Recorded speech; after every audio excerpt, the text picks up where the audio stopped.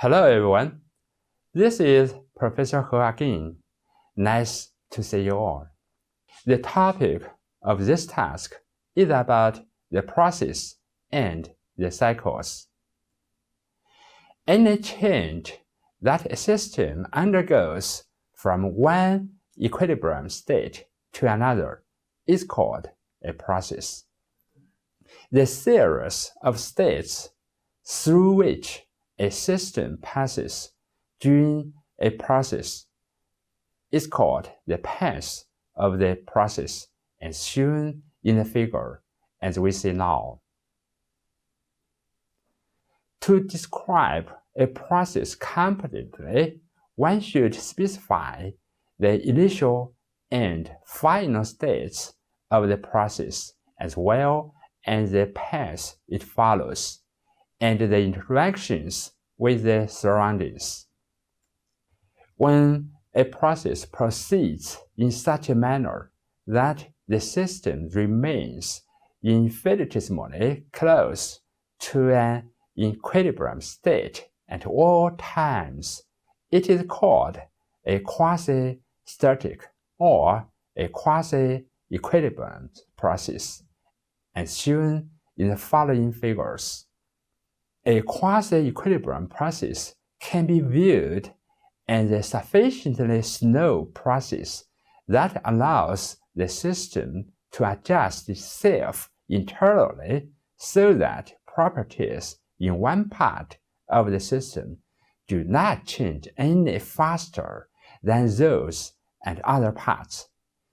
It should be pointed out that a quasi-equilibrium process is an idealized process and is not a true representation of an actual process, but many actual processes closely approximated, and they can be modeled as quasi-equilibrium with negligible error. Engineers are interested in quasi-equilibrium process for two reasons. First, they are easy to analyze. Second, work-producing devices deliver the most work when they operate on quasi-equilibrium process. Therefore, quasi-equilibrium processes serve as standards to which actual process can be compared. Process diagrams plotted by employing thermodynamic properties as coordinates are very useful in visualizing the process. Some common properties that are used as coordinates are temperature T, pressure P, and volume V.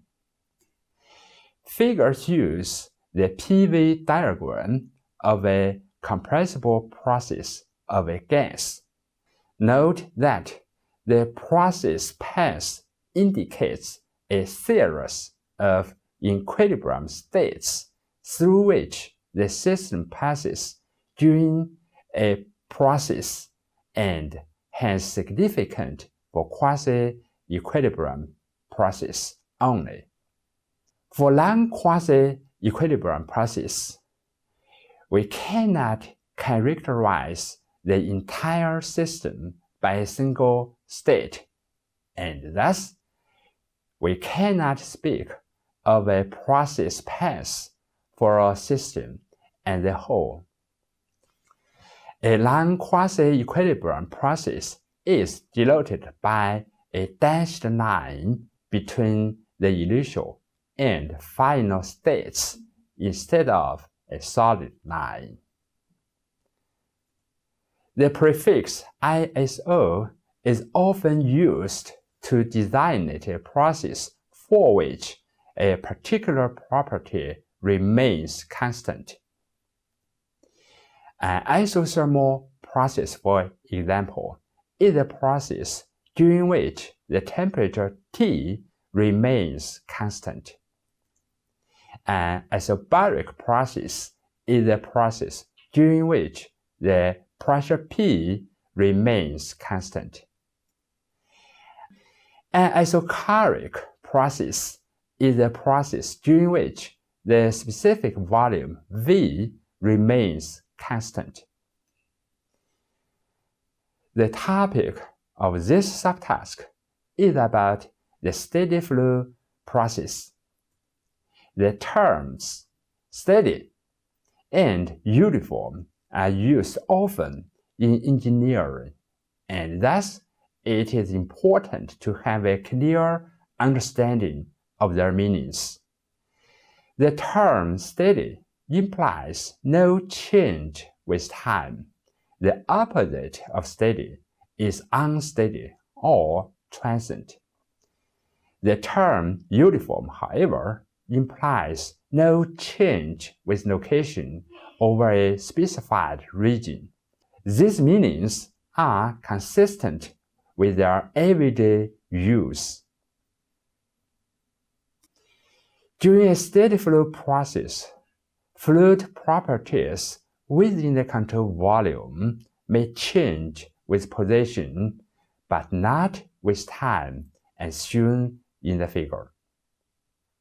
Under steady flow conditions, the mass and energy contents of a control volume remains constant, as shown in the figure.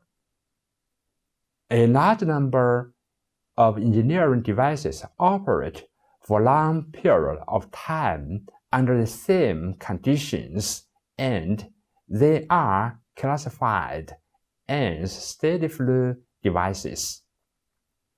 Processes involving such devices can be represented reasonably well by a somewhat idealized process called the steady flow process, which can be defined as a process during which a fluid flows through a control volume steadily.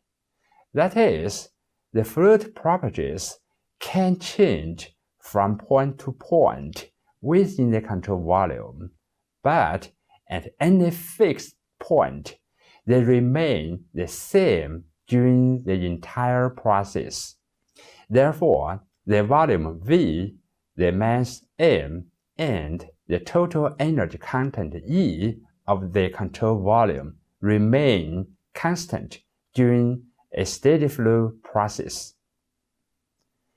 Steady flow conditions can be closely approximated by devices that are intended for continuous operation, such as turbines, pumps, boilers, condensers, and heat exchangers or power plants or refrigeration systems. Some cyclic devices, such as reciprocating engines or compressors, do not satisfy any of the conditions stated above, since the flow at the inlets and the exits will be pulsating and not steady. However, the fluid properties vary with time in a periodic manner, and the flow through these devices can still be analyzed as a steady flow process by using time averaged values for the properties. The topic of this subtask is about the cycle.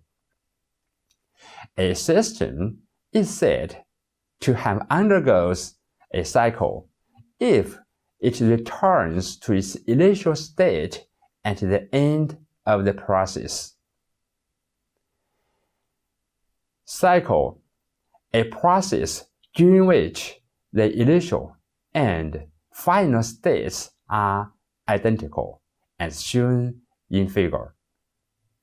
Two important areas of application for thermodynamics are power generation and refrigeration.